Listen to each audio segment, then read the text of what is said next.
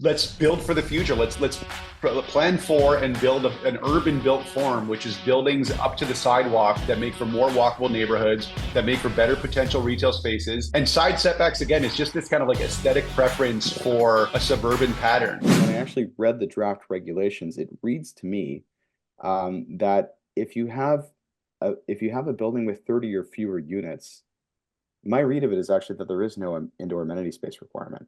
Correct. That's my Yeah, read as well. yeah. And that wasn't what I was expecting to see. So I don't know, Chris, if I missed something there or if this was news to you too, but I might have Well, missed in the recommended zoning bylaw amendment that went to planning and housing committee, I think it was at 20, and it's my 20. read of it is that they bumped it up to 30. So that's Yeah, right. So if you build 30 or fewer units, there's no indoor amenity space requirement. yeah. If you have 31 units, this is kind of the weird thing of how the city doesn't consider like the marginal effect. If you have 31 units, now it applies to all units, Yeah. not just to the 31st unit. So indoor amenity space is calculated as 2 square meters per unit. So, I mean, the one kind of like perverse incentive here is that if you have a building that's probably within 30 to 35 units, you'll probably kill those 5 units just to not trigger this requirement. It's not But if you're at like 40, 45 plus, then you just eat the requirement and you build your units. Yeah, no, I agree. And I thought it was a bit silly the way it was written previously, where, thinking a 30 unit building, 2 square meters per unit, what is that going to give you at the end of the day? It's the equivalent. You're losing a unit, basically. It's a lobby with like a couch, and then you just double count it. Like Yeah. you can't, it doesn't really produce a functional amenity space. No. And No. supposedly we're building these things in amenity-rich neighborhoods where we should be capitalizing on existing services, amenities, and infrastructure. And I guess my question always just sort of became like, what is the threshold at which we don't require buildings to have amenity space? Because we're talking now about fairly small buildings, right?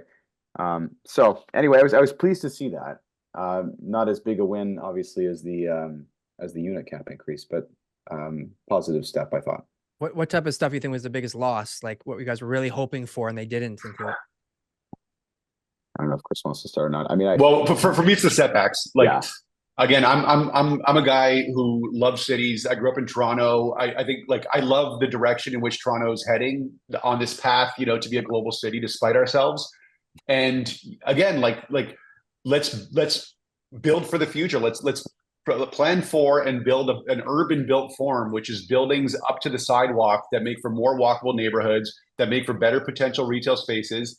And side setbacks, again, it's just this kind of like aesthetic preference for a suburban pattern. If you have windows on your sidewall, of course you need some distance there, but you should have the option to build to your lot line with a party wall, and the guy next to you can do that too. If you think about any of the great cities in the world, they don't have side yards, right? Like not in the urban parts of the city. Yeah, but you're changing the character of the city, you bastards. That's what I want to do. That's what I want to do. Oh, no. I can't even believe that this is considering the amount of shadows and considering the amount of traffic and the wind and like this is crazy. I should say, like I'm nitpicking the negative stuff. This was a big win, a big win for the city, a big win for the industry, a big win for residents and like young people. So this is all kind of like nitpicking ways in which it's not as good as it could have been, but this is still very, very good. So do the people that aren't like as involved as us think that it's a win, or like do they even know that this is happening? Do they give a shit? Like, do we know? I'd be surprised that people really know this is happening.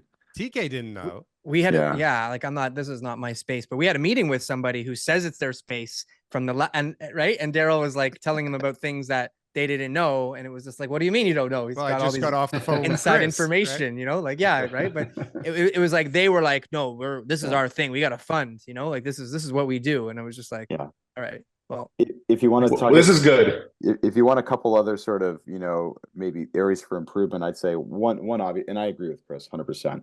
Another thing is there were some carve outs, right? Like this doesn't apply to all of the major streets with neighborhood land use designations. Several streets ended up being carved out segments.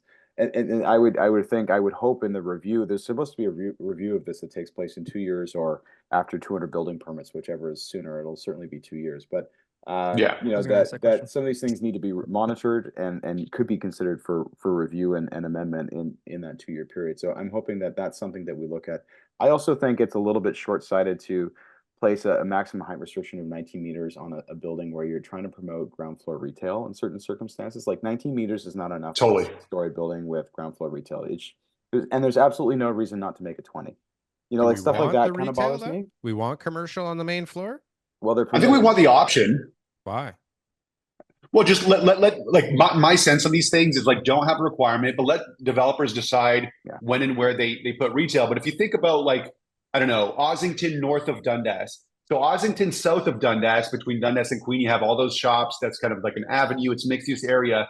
Now we're allowing for this form of development between Dundas and College, let's say, if you could kind of picture it. Why not allow for more retail to extend like the fun part of Ossington, if that's what we think the market demands? And to Blair's point, usually when you think about ground floor retail, you want like 4.5 meters of height, which like the 19 meter cap is kind of like a weird one. I think most people are going to go for a variance on that. I think they'll probably get their variance, but why are we forcing people to jump through another hoop? It's an unnecessary roadblock. And I'll just add to Chris's comment, like this is also something the city wants. Like they have this non-res study as part of the EHON initiative that is targeting opportunities for non-residential uses in neighborhoods, including on major streets, including in apartment buildings and in townhouses. So like it doesn't make sense to me to say on the one hand, these are things we want, and then to create an envelope that precludes the possibility of it on the other hand, right? Like and the 19 meters, it basically does. Like nobody wants a 3-meter ground floor condition with at-grade retail, right? Like, comment, and subscribe if you got anything from one of these clips. And if you want to see some more, press something on the screen here. Boom. That was good. That was good. I like that. That was good.